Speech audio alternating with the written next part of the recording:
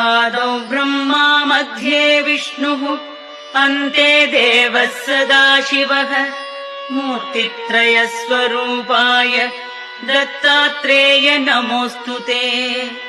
भोगालयाय भोगाय योगयोग्याय धारिणे जितेन्द्रिय जितज्ञाय दत्तात्रेय नमोऽस्तु ते।